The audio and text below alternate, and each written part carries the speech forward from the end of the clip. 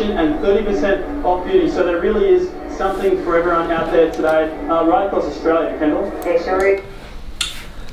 It reminds me of social media like Instagram, where people are, putting up these amazing photos of their amazing lives. And we all know, like, the truth is that a lot of people who are doing this are actually, in fact, going through a lot of sort of their own issues. And it's exact same here. Like, the truth of the matter is that these guys are on the verge of going out of business. Like the media doing a spot saying how they're flying and how thousands are flocking to their stock take sale. Like, the truth of the matter is that they are days, weeks, months away of no longer being around. It's stock take sale time, and the perception is that these guys are so super busy. But what they're really doing is just covering up some really huge cracks. One of the things that you search for as a retailer is consistency, and you look at the calendar, and the really true great retailers are able to get from January to December this certain flow. By creating the stock take sale, and they're not alone, but they're a perfect example of it. What they've done is they put this serious emphasis on Christmas sales, which means that they have to hire more staff, to increase the cost of doing business. They're decreasing their margin, obviously doing huge sales, and really what they've done is completely bastardized their business. So in order for them to survive, they need to make some seriously hard decisions.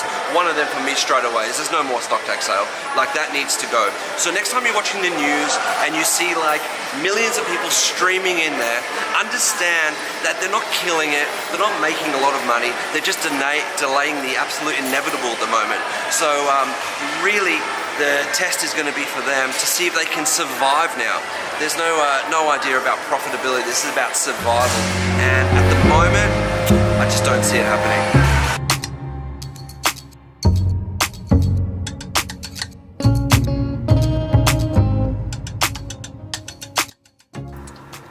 I think 2018 was the year where we acknowledged as an economy that there were so many retailers in trouble, and so many of them collapsed, big names, and I think that 2019 offers no respite. The key difference for me now is that all of a sudden in Australia you've got a declining property market that no one really knows what the bottom looks like. On top of that, you've got a banking sector that doesn't want to lend any money. So you're going to have a situation where builders, developers, even tradies are going to be exposed. People aren't going to be able to pay their bills, they're not going to be able to complete projects, and I think that what this is going to do is put even more downward pressure on obviously those markets and the economy as a whole, and ultimately this is going to lead to what I've been saying for a long time, which is you can call it a recession, you can call it another financial crisis, but we're going into some really, really dark, stormy weather. There is a huge opportunity as well, so it's not all doom and gloom. I think the first thing is to acknowledge it.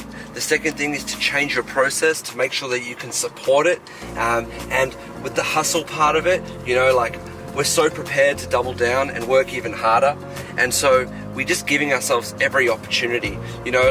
People will sit back and it's very easy to get depressed about it, or you can say, okay, this is the way it is. How are we going to make this work? So I'm really excited about it because I think the best will survive and the best will thrive, and there's a lot of pretenders around the place trying to make things happen, and they'll just sort of dissolve. So very, very excited to see how a negative turn in the economy can actually be beneficial to people like us.